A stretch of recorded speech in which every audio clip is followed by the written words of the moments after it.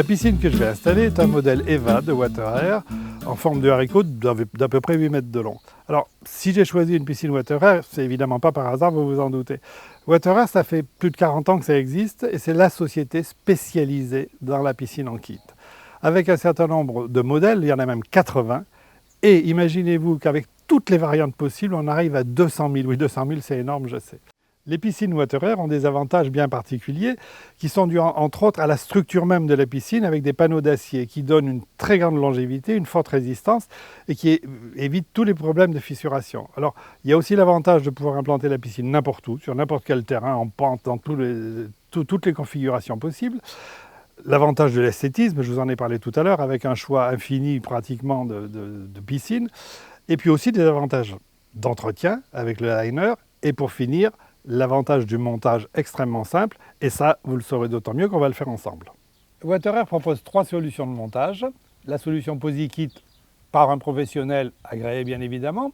Deuxième solution, le kit assisté. Vous en faites un peu, le professionnel en fait un peu. Et troisième solution, le vrai kit. C'est vous qui posez la piscine pratiquement tout seul, sauf le liner, ça on le verra. Prévoyez quand même une petite semaine de travail. Le gros intérêt du kit, c'est qu'on va économiser entre 3 et 5 000 euros, ce qui est plutôt pas mal. On va voir comment ça s'installe un kit.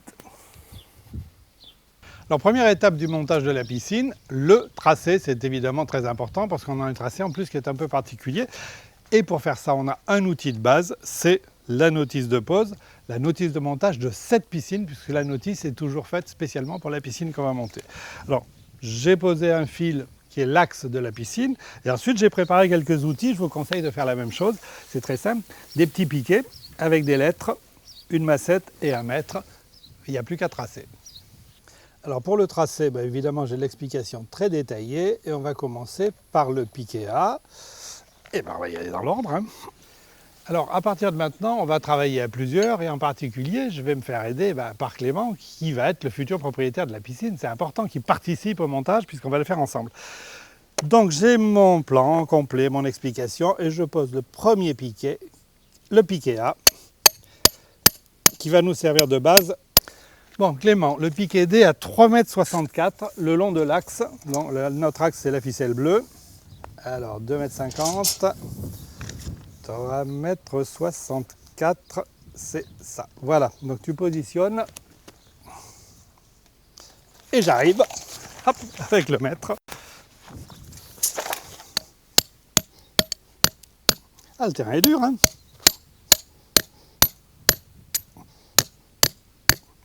Et maintenant, on va faire un angle droit pour aller poser un autre piquet qui va être le piquet C, si je me souviens bien. Si vous n'avez pas la grande équerre, le théorème de Pythagore. Je vous le rappelle, c'est 3, 4, 5, c'est-à-dire vous faites un triangle rectangle dont un côté fait 3, l'autre 4, et l'hypoténuse fera 5, des multiples bien sûr. Bon voilà, nous on a l'équerre, on va pouvoir tracer notre piquet, l'emplacement du piquet D à 2,83 m.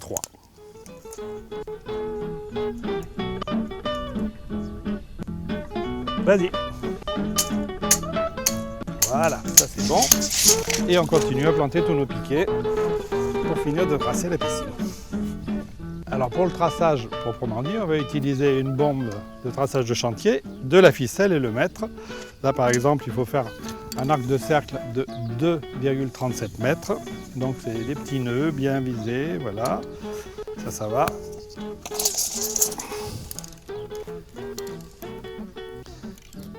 Et à partir de là, on fait un tracé. Alors attends, je vais déjà faire le premier, on va voir si ça marche comme il faut. Qui doit partir de A, c'est ça.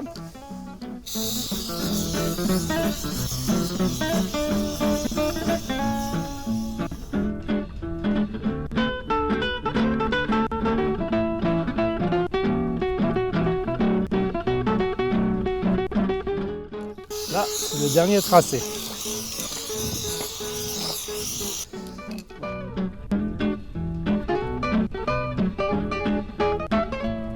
Alors pour la deuxième étape de notre montage, là, c'est plus nous, c'est plus vous, c'est plus moi, c'est un professionnel, c'est un terrassier à qui on va confier les pages du guide d'installation de notre notice, parce que là, j'ai des petits dessins, un certain nombre d'explications, des mesures, parce que faire une mini-fosse et un fond plat, ça relève quand même d'une certaine technicité.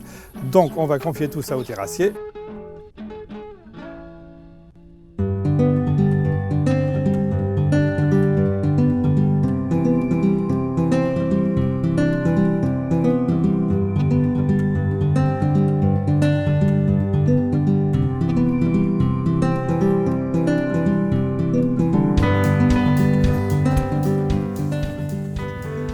Allez, pendant le terrassement, petite vérification au niveau laser qu'on nous a prêté. Eh ben, c'est pas mal. Le petit bip bip, c'est bon signe. Regardez à côté. Là aussi. Donc on va finir. Allez. Alors l'étape qu'on aborde maintenant, c'est une étape essentielle pour vous parce que c'est celle qui va vous montrer la piscine presque faite. C'est le montage de l'ossature. Alors pour commencer, on a amené l'escalier, le patio. Il est positionné. On va le caler avec la palette qui a permis de le livrer. Et normalement, si tout va bien, si notre sol a été correctement préparé, on devrait être de niveau. On va tout de suite regarder. Et bien, on est vraiment pas mal du tout. Bon, alors on va commencer l'assemblage des différents panneaux. On va faire un assemblage qu'on va appeler à blanc, c'est-à-dire qu'il ne soit pas définitif, mais pour permettre de dessiner complètement l'armature, enfin la structure de...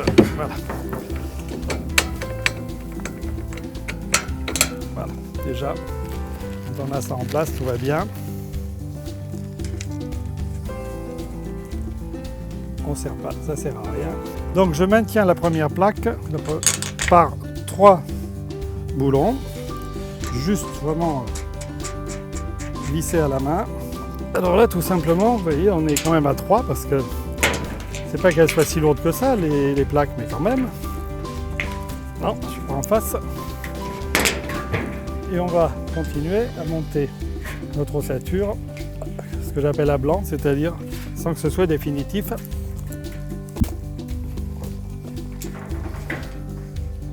Alors, au fur et à mesure du montage des panneaux, on vérifie qu'on a le bon assemblage, la bonne distance, puisqu'on a un schéma que je vais vous montrer d'ailleurs, où on a des distances comme ça de panneau à panneau. Donc là, on est à 6,90, ce qui est parfait. Et là, on va encore vérifier en fonction de notre schéma. Et je dois avoir 5,97 m. Et j'ai 5,97 m. C'est formidable. T'as vu, on travaille bien. Hein. Allez, on met le dernier boulon de fixation temporaire. Là, ça va. Et maintenant, on va faire la vérification de toutes les mesures pour être sûr d'être bon. On ne doit pas l'être tout à fait, mais on va corriger. Allez, on fait les dernières vérifications. Là, on doit être ici à 4,75. Combien on est, Clément? 4,75, ben, je crois que c'est ça. Hein. Voilà, pile poil, c'est bon, parfait. Bon, on va faire le tracé à la bombe.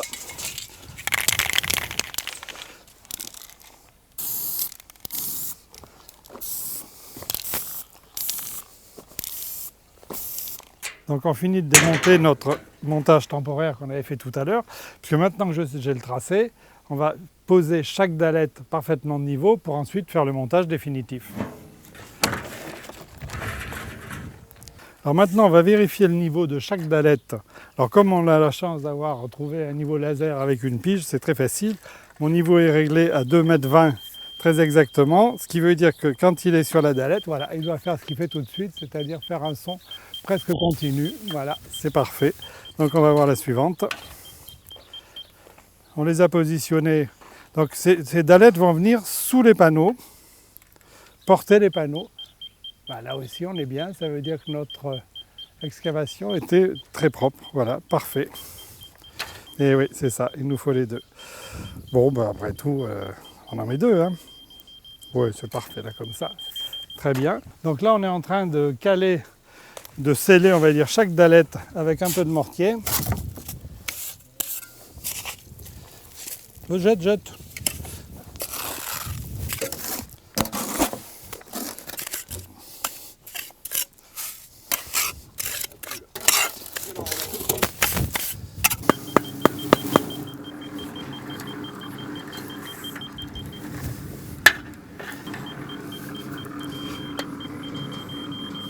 C'est parfait, hein. Et bien cette fois, on passe au montage définitif des plaques. Donc c'est pas très compliqué. Vous avez vu comment on faisait en temporaire. Ben, là, on le fait en définitif. Donc l'écrou après la rondelle, le tout sur la vis, qui était des vis longues ici. Et on va ensuite monter en même temps la jambe de force.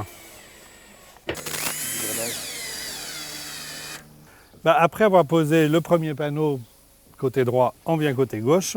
Un panneau et on va comme ça avancer panneau après panneau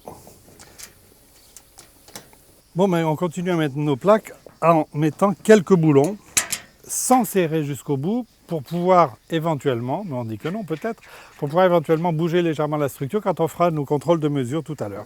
Voilà, on continue à poser panneau après panneau. Bon, là on en est au dernier assemblage, c'est la fermeture du bassin, vous avez vu. Donc on continue toujours sans serrer nos boulons jusqu'au bout, bien évidemment, parce que l'étape suivante, on va le faire ensemble, on va vérifier le bon écartement, les bonnes dimensions, puisqu'on a un contrôle possible. Et une fois que ça sera fait, on pourra dire qu'on a fini la structure.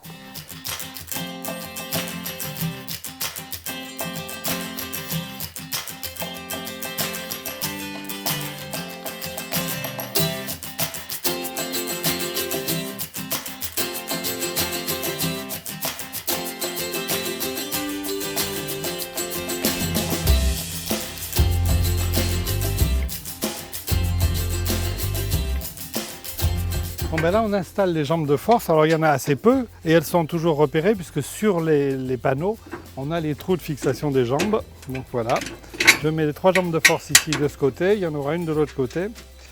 Alors, le nombre de jambes de force dépend évidemment de la forme du bassin et là on a besoin de très peu parce qu'on a un bassin qui est autoporteur en fin de compte. Suivant, grand. Et maintenant on va bloquer tous les boulons. Donc là, je vous conseille évidemment la visseuse électrique, enfin la visseuse sans fil. Hein. C'est serré.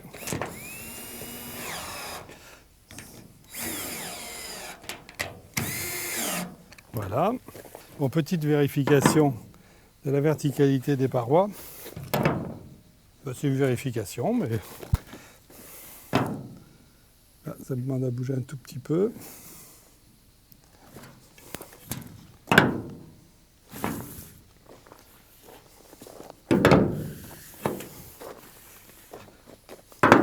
Alors là, on vient de faire un peu de mortier, enfin un peu, pas mal d'ailleurs, parce qu'on va commencer à sceller d'une part les jambes de force et ensuite faire un bourrelet tout autour du bassin, tout autour des panneaux. Alors c'est pas très difficile. Là, on est sur un terrain extrêmement stable, hein, donc on n'a pas eu besoin ni de creuser en plus, ni de mettre des renforts, parce qu'on a des possibilités de mettre des crochets, en quelque sorte, quand on est dans un terrain un peu souple. Là, on est dans un terrain très dur, donc c'est pas la peine.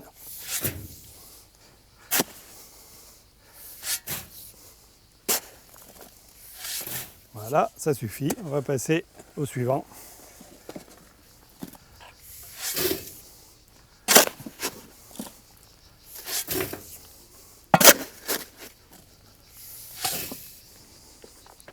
Alors là, l'opération qu'on fait, c'est de faire un bourrelet de mortier tout autour des panneaux. Voilà.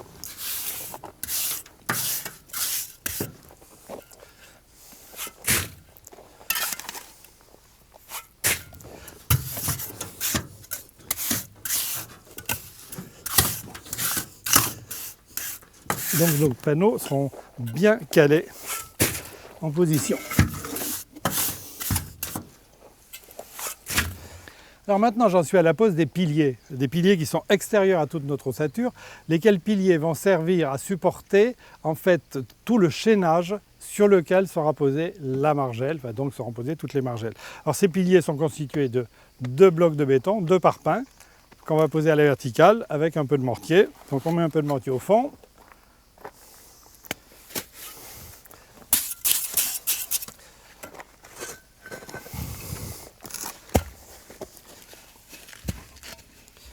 Et ces piliers sont situés, enfin sont posés à peu près 5 cm de l'extérieur de la paroi. Un peu de mortier ici aussi.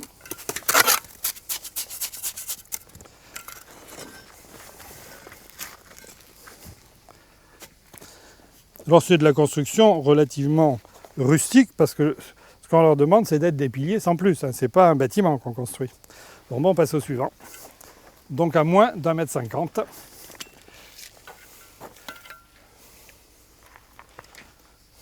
Bon, ben voilà, ici. Là, on est dans une opération un petit peu délicate parce que, vous avez vu, je suis sous l'escalier patio. Parce que cet escalier patio, pour éviter qu'il ne bouge, on va le caler. Et on va le caler avec des parpaings et un peu de mortier. Donc, on va caler les marches, tout simplement. Alors, c'est assez simple. Il y a un schéma que vous pouvez suivre, mais quand on est dessous, on voit très bien où il faut caler. Donc, premier parpaing posé, un peu de mortier dessus.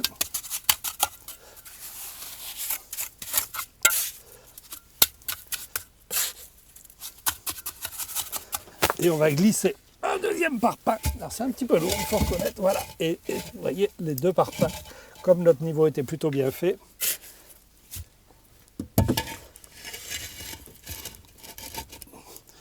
Et là, on bourre le mortier. Il ne faut pas avoir peur de se salir un peu les mains.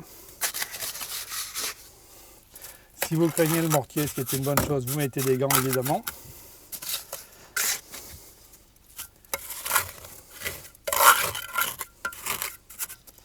Et bien évidemment, interdit de monter sur l'escalier avant que ce ne soit sec.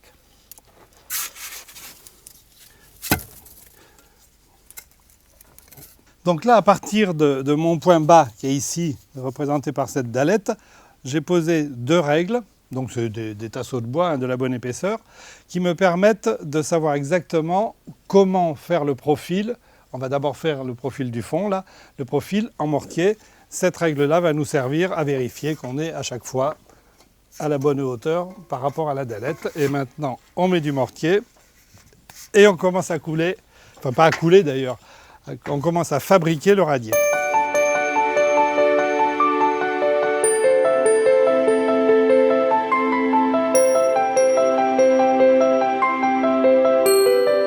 Bon bah là, le mortier, il faut l'étaler un peu, qu'on laisse assez sec pour pouvoir le travailler, et on va le remouiller simplement au lissage.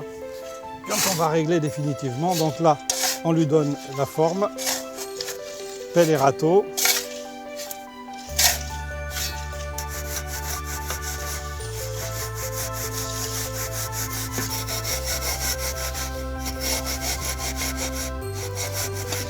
Oui, tiens la règle, merci. Là.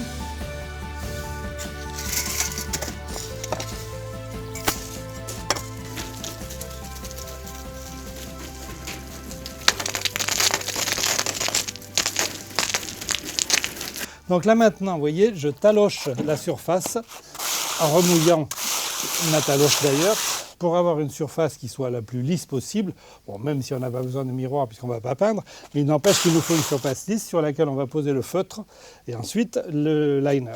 Alors on taloche délicatement, on va dire, parce que si je taloche trop fort, vous voyez, je vais arracher de la matière. Donc je suis sur un talochage très classique.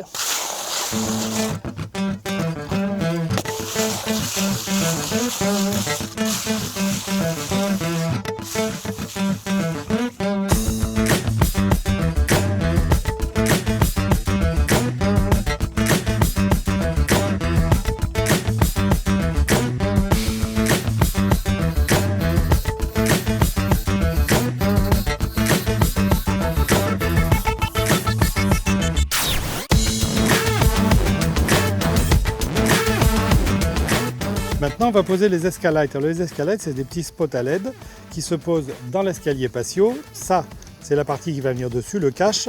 On va enfiler, vous allez le voir, le spot dans le patio. Un premier joint, ici, l'escalier, un deuxième joint, une rondelle, et on va serrer en dessous. Mais ça, on va plonger sous l'escalier pour aller les poser. Ben là, je place le joint d'étanchéité du dessus. Et alors, il y a des détrompeurs et des petits crans pour que le joint ne tourne pas, il reste bien en place. Ensuite, on passe le fil dans le trou. Au-dessous, l'assistant tire sur le fil. Voilà. Prêt à visser. Je positionne mon spot et je le tiens appuyé pour que le joint soit bien en place pendant qu'en dessous, on visse. Voilà. Et on visse évidemment bien à fond pour écraser les joints afin d'avoir une étanchéité parfaite. Ben là, on va simplement vérifier avec une pile 9 volts, c'est quand même très simple, que chaque petit spot s'allume. Je mets des fils, voilà, là ça s'allume. Après, on va passer au suivant. On va chercher lequel c'est parce que c'est pas toujours évident de le voir. Voilà, ben, tout simplement. C'est pour vérifier avant de remblayer derrière l'escalier que tout fonctionne. Ben voilà, tout fonctionne. Alors là, je ne fais pas des pâtés de sable. Hein. Non, c'est pas pour s'amuser. C'est simplement que je remplis le dessous du patio avec du sable pour une raison très très simple. Ce n'est pas pour tenir le patio, puisqu'il est tenu par les piliers qu'on a fait, mais c'est pour éviter d'avoir une résonance. Donc ça va empêcher, quand on va marcher sur l'escalier, d'avoir un son un peu résonnant. Donc c'est très très simple. Le sable sert à ça. Et on en met bien partout. Alors là, maintenant, on va poser le projecteur. Je mets déjà un joint d'étanchéité adhésif à l'extérieur de la niche qui tiendra le projecteur. Et ça va passer dans le trou. En revanche, il y a d'abord une bride à mettre avec 2 vis de fixation.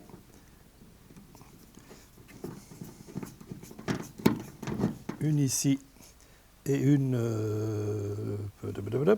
par là. Voilà. Donc là, il y en a un qui tient derrière, un qui vise devant, bien évidemment. Ces 2 vis servent simplement à maintenir la bride en place pendant que je vais placer le projecteur, enfin la fameuse niche du projecteur. Là, on enfile le projecteur. Alors, il y a évidemment un endroit bien précis. Voilà.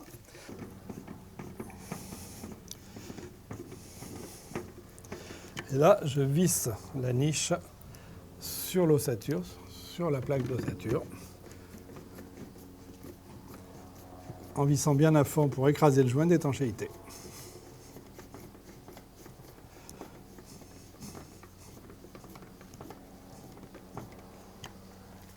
Bon, là, on a eu un petit orage qui nous a interrompu un peu, donc tout est un peu mouillé, mais c'est pas grave, ça y est. Le beau temps est revenu et on va poser le fil watt et on commence par mettre le joint. C'est un joint qui se met à cheval sur le panneau spécial fil watt, donc qui est pré-percé. Voilà, je mets le joint, qui va, comme toujours, un joint d'étanchéité, bien évidemment, puisqu'on fait un bassin étanche.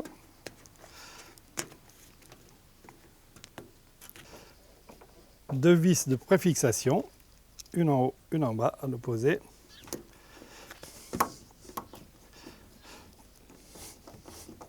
Alors évidemment, il faut que le fil watt soit parfaitement d'aplomb dans un sens, là c'est parfait, et dans l'autre,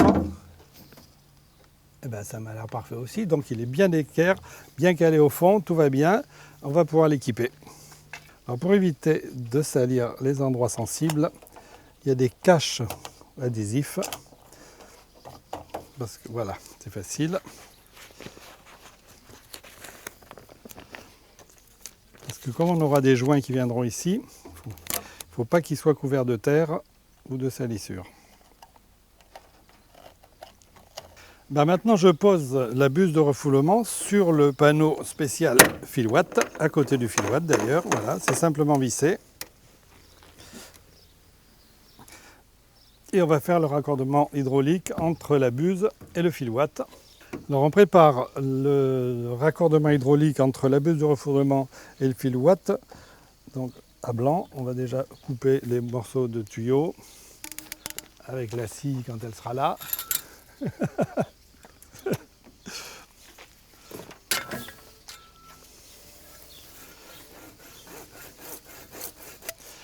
Tout ça va être assemblé à la colle spéciale avec un coude lui aussi spécial. Un petit peu de décapant partout où il y aura des collages. Ça va nous assurer un collage parfait. Ensuite, la colle. Alors,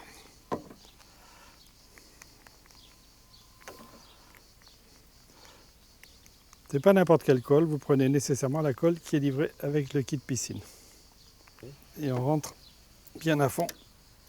Voilà, on tourne un petit peu et le collage, en réalité, fait une soudure. Allez, un peu de pâte à joint, c'est un peu plus difficile que ça. Ça sort, voilà. Sur le filetage qui vient se visser sur la buse de refoulement. Et on visse.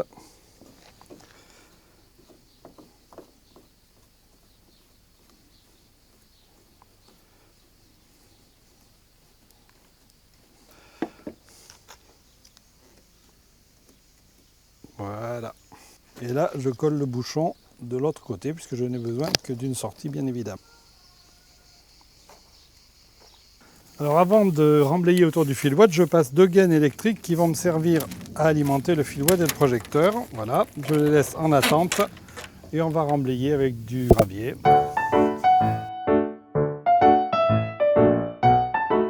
Bon, alors là, ce qu'on va faire pour cacher les ondes, alors on pourrait parfaitement laisser le bassin comme ça, mais en général, on préfère avoir un bassin plus lisse, une des bords plus lisses. Donc on va mettre ces panneaux qui sont des panneaux d'isoplan, dont les ondes inversées viennent permettre d'avoir ici une surface lisse avant de poser le liner. Donc on les pose sur de l'adhésif double face. Vous allez voir, tout ça, c'est assez simple et très rapide.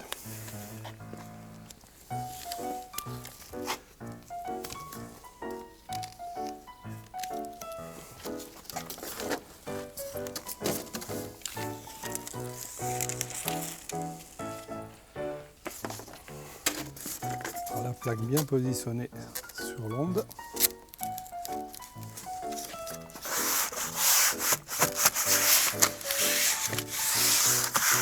Et on renforce avec de l'adhésif armé. Là, il faut être 2, Laurent.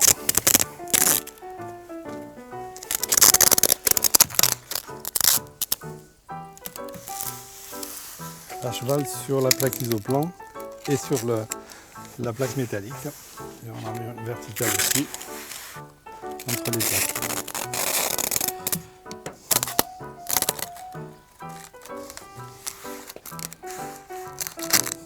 Alors l'isoplan est très facile à découper au cutter, soit en largeur pour finir, là comme ici, soit aussi en longueur, parce qu'on peut avoir effectivement des petites variations de longueur. Voilà.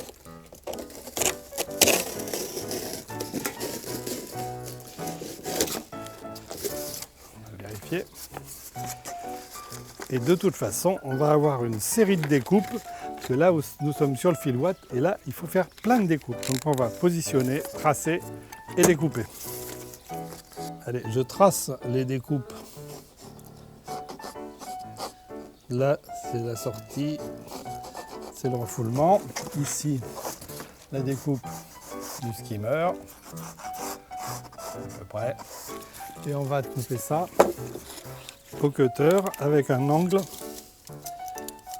on nous dit 70 degrés, ça sera à peu près.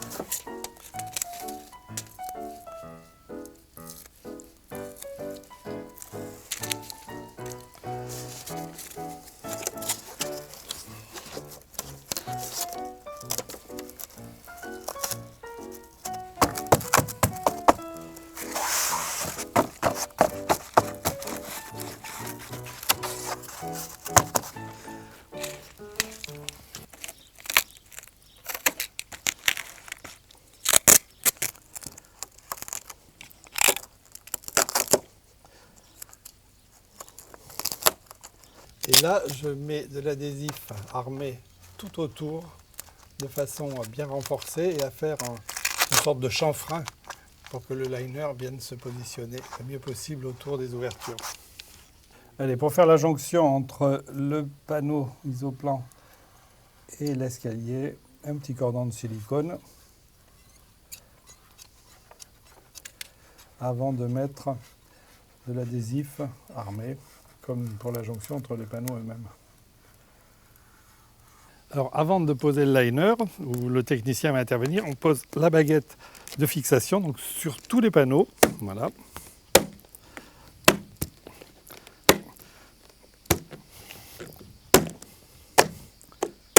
Voilà. Et c'est sur cette baguette que va venir s'accrocher le liner.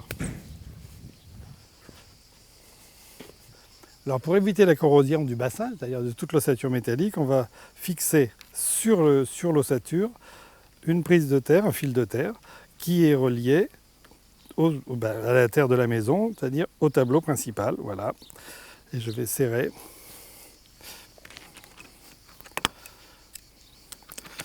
Pour avoir un bon contact.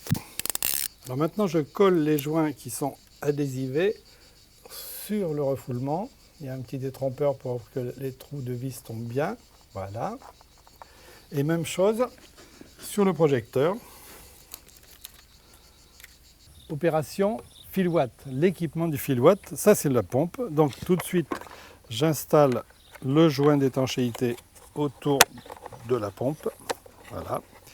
Et on va placer la pompe sur son emplacement dans le fil watt. Ça, c'est pas le plus difficile, regardez. Tout est prévu. Les vis.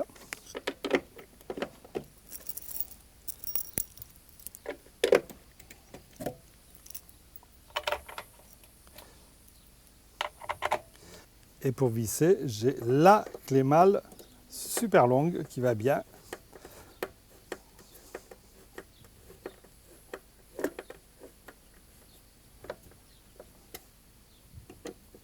Alors là, c'est le raccordement. Il y a un truc tout à fait spécial, vous allez voir qu'il est extrêmement pratique. On serre bien à fond les cosses. Il n'est pas question que ça puisse se débrancher et qu'il y ait un faux contact.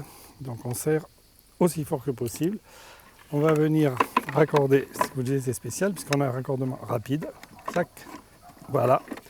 Et là, je peux maintenant recouvrir.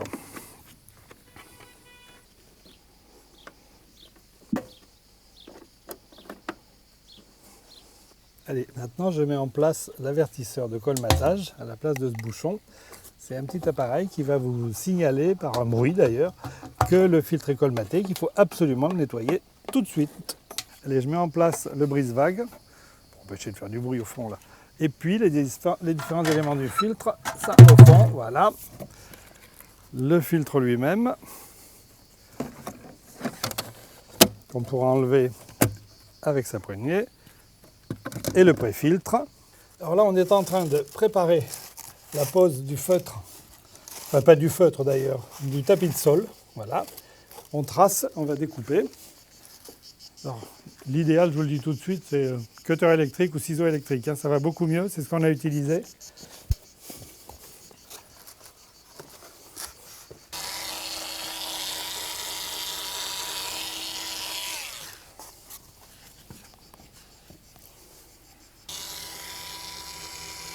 Alors, comme vous le voyez, on coupe un petit peu plus large que le tracé.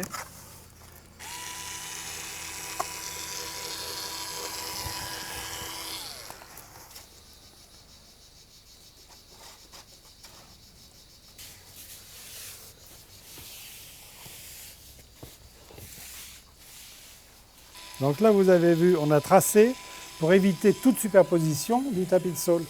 Donc, petite découpe précise pour que les deux laits de tapis soient bien bord à bord. C'est pour ça que je vous disais, le ciseau électrique, là, c'est quand même nettement plus pratique que le ciseau manuel.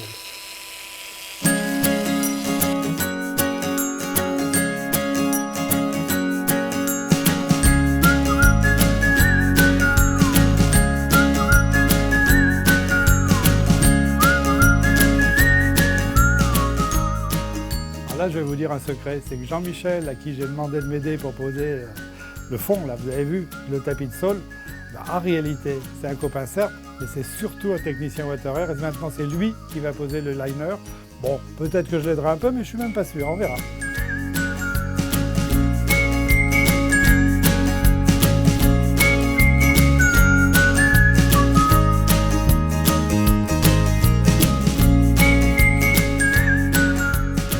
Bon ben là, vous voyez, on a installé sur la façade le boîtier de commande de la filtration, boîtier qui reçoit aussi bien évidemment toutes les alimentations et les éclairages. Donc on a l'éclairage projecteur, l'éclairage de l'escalier et la filtration elle-même, la pompe. Donc c'est un boîtier qui est livré tel quel, c'est tout simple. Donc là on a demandé à l'électricien de le poser parce que chacun son métier, comme ça on est tranquille. Et ici on a les commandes de projecteur et de pompe. Pour que la piscine soit vraiment une piscine, il faut aussi qu'il y ait des margelles, bien sûr. Donc on a choisi là, les margelles WaterAir. C'est des margelles en pierre reconstituée. Vous voyez qu'ils sont toutes en forme. Il y a même des numéros pour qu'on ne puisse pas se tromper, parce qu'on a quand même une forme un petit peu compliquée. Et les margelles, pour les poser, on a fait un chaînage en béton, tout simplement. Donc c'est du béton armé par des fers. Et là, on en a profité, puisqu'on a fait en même temps le chaînage et le support, enfin la dalle qui va supporter la plage, puisqu'on va avoir une plage qui va arriver. Mais vous savez qu'en fin de compte, la piscine, c'était relativement facile à construire, vous l'avez vu, on a mis une semaine en gros la terrasse, ça va être quand même un petit peu plus compliqué. Mais ça sort de mon domaine de compétences. Bon, alors une petite précision complémentaire, c'est que là, on a équipé, vous l'avez vu, la filtration avec ce qu'on appelle le filtre Easy Bag, donc qui est ce filtre. Mais on peut en option choisir autre chose, c'est ça, c'est la cartouche. Alors la cartouche, elle a l'intérêt d'avoir une filtration encore plus fine, encore plus précise, mais l'un ou l'autre sont des systèmes parfaitement efficaces. Bien sûr, construire sa piscine, c'est un vrai chantier, mais vous l'avez vu, c'est un chantier en fin de compte beaucoup moins compliqué qu'il n'y paraît. Tout ça grâce au système, grâce au kit qui a été préparé par des professionnels depuis, je vous l'ai dit, 40 ans. Donc on sait où on va. Donc en moins d'une semaine, enfin une semaine à peu près, on a réalisé notre bassin, on a réalisé la piscine. Elle est pratiquement finie, je pourrais plonger, je ne vais pas le faire devant vous. Et il ne nous reste plus qu'à faire les abords. Bon, ça, c'est une autre histoire.